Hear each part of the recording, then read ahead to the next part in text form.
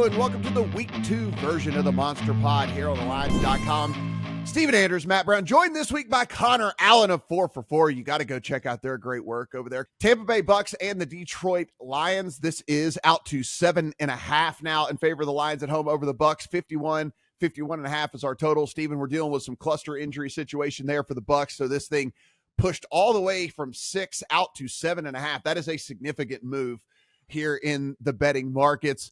I can't say it's not justified. If everything breaks poorly for the Bucks, they're going to be out there with like their third teamers in some of the situations. I agree. It could be really bad, but it's at least better at this point as we record on Friday morning than I thought it was going to be. Their nickel, Tyke Smith, just has an illness, so I expect he'll play. Their number 2 corner, Zion McCollum, does have a concussion, but got upgraded to full participant on Thursday. Certainly still going to be without Antoine Winfield in the back end and Kalijah Kancey up front. So that's not great, but this is still a Bucks offense that outgained Detroit by 1.3 yards per play in the playoff game a year ago.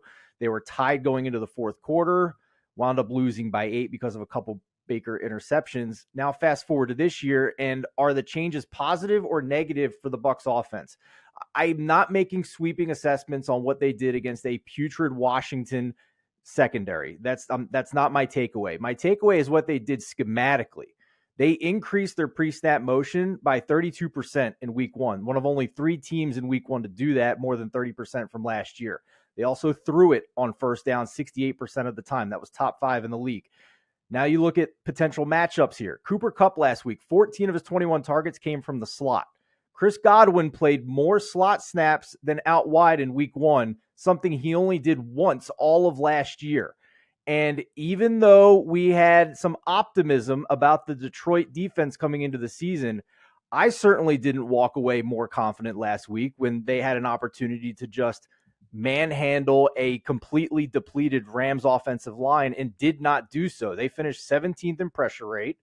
And if you look at what the Bucks did week 1, again, some differences here in the offensive line grading systems, but other than the ESPN metric, which has typically been wonky here and there, the Tampa Bay Bucks offensive line graded out just fine by PFF and SIS's blown block percentage grade. So I think there's absolutely some matchups here for the Buccaneers wide receivers. I think Baker should have time. I think the scheme helps him against the secondary in Detroit that didn't have a single corner graded in the top 40 in week 1.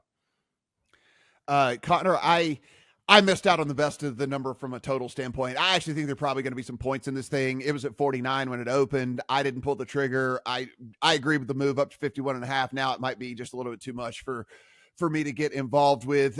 As I look back on it, I'm like, man, I missed the 49. 49 probably should have been the entry point there on that one. What say you here on Bucks and Lions?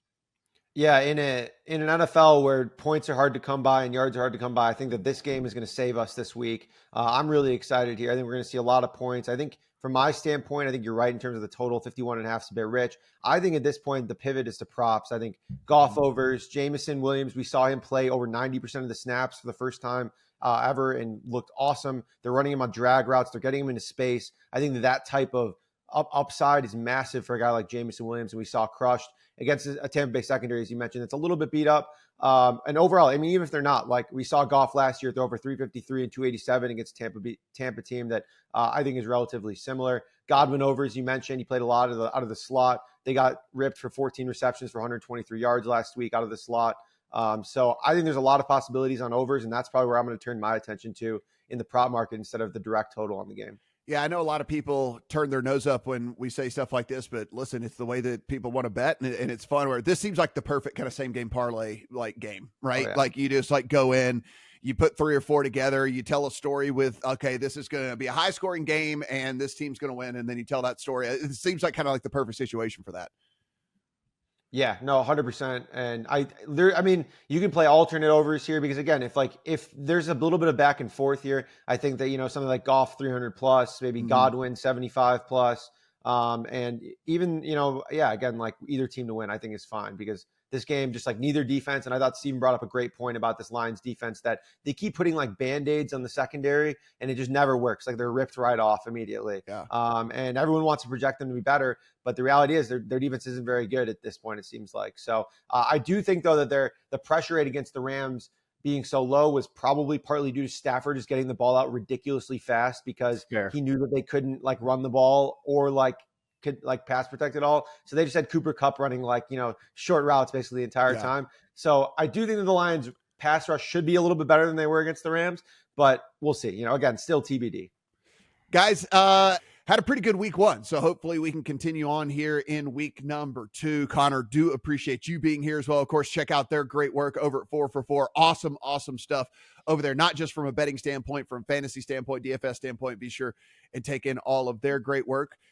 We do everything free here, so please hit that subscribe button. We'll be here all season for you. And if you head to lines.com, upper right-hand corner is the Discord, and that is also free, where you can go in and chit-chat about things all season long in all of the sporting betting markets out there. For Connor, for Steven, I'm Matt. Good luck on all your week 2 bets.